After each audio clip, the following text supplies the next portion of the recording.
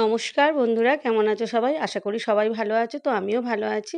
তো আজকে আমি তোমাদের সাথে এই যে এই মোচা চিংড়ি আলু দিয়ে একটু যে কষা মতো করেছিলাম, তো মোচা চিংড়ি আলুর কালিয়া সেই রেসিপিটা তোমাদেরকে শেয়ার করব তোমাদের সাথে। তো বন্ধুরা দেখো, এই মাছটা কিন্তু কী মাছ আজকে এনেছে আমি ঠিক বুঝতে পারিনি। মানে আমার বর বলছিল যে ওটা নাকি গাং মৌরালা, তা হতে পারে, হয়তো আমি জানি না। তো যাই হোক, মাছটাকে আমি আগে কেটে পরিষ্কার করে ধুয়ে রেখেছি। তারপরে আমি এই মোচা চিংড়িগুলোকে কেটে পরিষ্কার করে নিয়ে তারপরে হচ্ছে আমি লেজটাকে কিন্তু রেখে দিয়েছি। মোচা চিংড়ির লেজটা রাখলে কিন্তু দেখতে বেশ সুন্দর লাগছে। তো সেই জন্য লেজটাকে রেখে দিয়ে আর মাথাটাকে পরিষ্কার করে নিয়ে আমি তারপর হলুদ আর লবণ মাখিয়ে রেখে দিয়েছি। তো সেটাই আমি হালকা করে ভেজে নেব চিংড়ি মাছগুলোকে।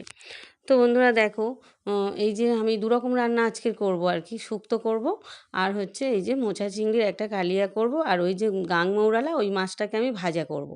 তো বন্ধুরা আমি মোচা চিংড়িটাই শুধু তোমাদের সাথে শেয়ার করব। তো দেখো, আমি পেঁয়াজ আর কাঁচা লঙ্কা না, পেঁয়াজ আর টমেটোটাকে আমি একটু সুন্দর করে কুচিয়ে নিলাম। তো নিয়ে এবার দেখো, কড়াইতে আমি সর্ষের তেল দিয়ে দিয়েছি।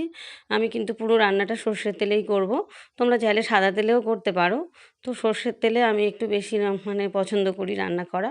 তো এই যে দেখো, সর্ষের তেল দিয়ে দিলাম। দিয়ে এবার আমি এই যে এইগুলোকে প্রথমে মাছগুলোকে তো ভেজে নিলাম। তারপর এবার আমি ওই যে চিংড়িগুলোকে আমি এক এক করে ভেজে নেব। তো বন্ধুরা, মশলাটাও আমি বেটে রেখেছি মিক্সিতে। মশলাটা হচ্ছে কি নিয়েছি তোমাদেরকে বলি। মশলাটা হচ্ছে জিরে নিয়েছি 2 চামচ জিরে, 2 চামচ ধনিয়া নিয়েছি, আর একটু মরিচ নিয়েছি, কালো মরিচ, আর একটুখানি সর্ষে নিয়েছি, সাদা সর্ষে আর কালো সর্ষে 1 চামচ করে নিয়েছি।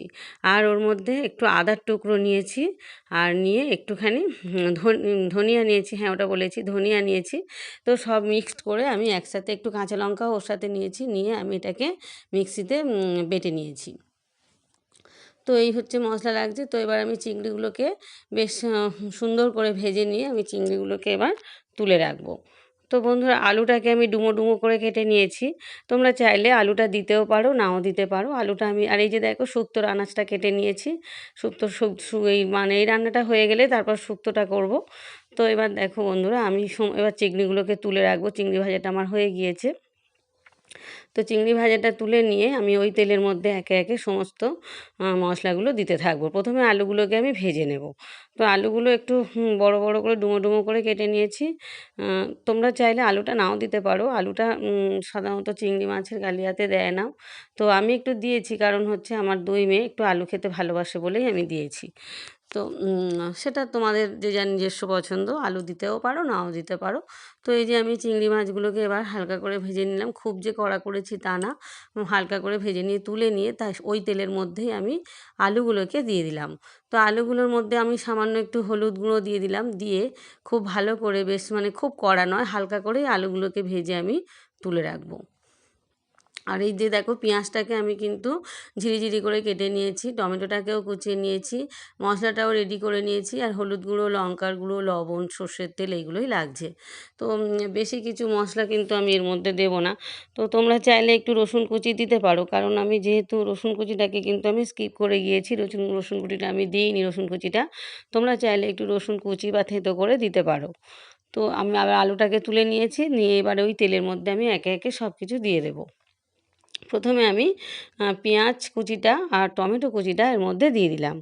দিয়ে এবার আমি এর মধ্যে একটু লবণ দিয়ে ভালো করে ঢাকা দিয়ে এটাকে রেখে দেব।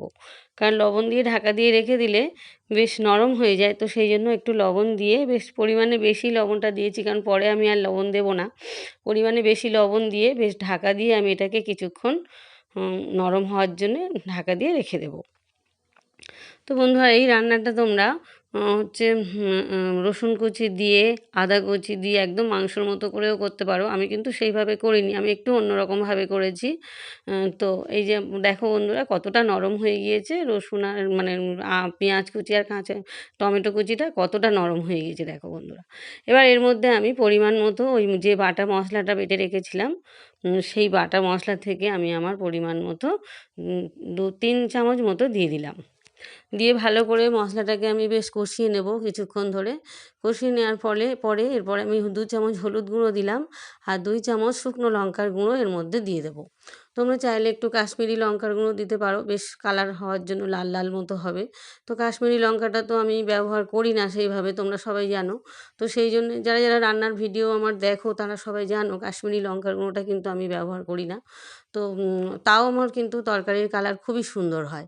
তো দেখো বন্ধুরা, এই যে আমি শুকনো লঙ্কার গুঁড়ো দিয়ে 2 চামচ শুকনো লঙ্কার গুঁড়ো দিয়ে ভালো করে মশলাটাকে কষিয়ে নিলাম। নিয়ে এবার আলুটাকেও আমি ভালো করে এর সাথে, এই মশলার সাথে আলুটাকে দিয়ে আমি খুব ভালো করে আলুটাকে কষিয়ে নেব। তো এবার বন্ধুরা দেখো, আমি কিন্তু পরিমাণ মতো জল এর মধ্যে অ্যাড করে দেব। জলটা যে যার নিজের পছন্দ মতো দেবে। তোমরা যদি একদমই মাখা মাখা খাও তাহলে সেইভাবে খুবই কম জল দেবে, আর যদি একটু গ্রেভি রাখো তাহলে সেই বুঝে জলটা দেবে। আমি স্টিলের গ্লাসের 1 গ্লাস মতো দিলাম, আমি বেশি দিইনি, কারণ আমি একটু গ্রেভি রাখবো। আর এই রান্নাটা একেবারে ঝোলঝোলও ভালো লাগে না, আর একেবারে মাখো মাখো করলে বন্ধুরা ভাত খাওয়ার সময় অসুবিধা হবে। তো সেই জন্য আমি আমার পরিমাণ মতো জলটা দিলাম। জল দিয়ে আমি কিন্তু চিংড়িটাকেও এর সাথে একেবারে দিয়ে দিলাম, কারণ চিংড়িটাও এর সাথে সেদ্ধ হবে। তো তোমরা চাইলে বন্ধুরা কষাবার সময় অল্প একটু চিনি দিতে পারো। চিনিটা কিন্তু আমি দিইনি। চিনিটা আমি ইচ্ছে করেই দিইনি, কারণ আমার এই রান্নায় চিনি দিতে ভালো লাগে না, তো সেই জন্য আমি দিইনি। তোমরা চাইলে অল্প একটু চিনি দিতে পারো, কোনো অসুবিধে নেই। তো এই যে দেখো বন্ধুরা, আমি জল দিয়ে ভালো করে একটু কিছুক্ষণ ফোটার জন্য টাইম দিলাম, দিয়ে একটু ঢাকা দিয়ে রেখে দেবো। তো আমি আরেকটু মানে ঝোলটাকে একটু মেরে দিয়ে একটু গ্রেভি মতো রেখে দেবো, কারণ ভাত দিয়ে যেহেতু দুপুরে খাওয়া হবে, তো সেই জন্য একটু গ্রেভি রাখতে হবে। তো আমি এরকমই রাখলাম। আর এর ওপরে দিয়ে একটু গরম মশলা আমি এর মধ্যে ছড়িয়ে দিলাম। ওই সানরাইজের যে শাহি গরম মশলাটা এর উপর দিয়ে একটু ছড়িয়ে দিলাম। দিয়ে এবার আমি ওভেনটাকে অফ করে দিলাম। তো বন্ধুরা দেখো, আমার কিন্তু মোচা চিংড়ির কালিয়া একদম কিন্তু রেডি। তো দেখো দেখতে কত সুন্দর হয়েছে, দেখো খেতেও কিন্তু দুর্দান্ত হয়েছে। তো আলু দিয়ে মোচা চিংড়ির কালিয়া রেসিপি পুরো রেডি। তো সবাই ভালো থেকো, সুস্থ থেকো, সাবধানে থেকো।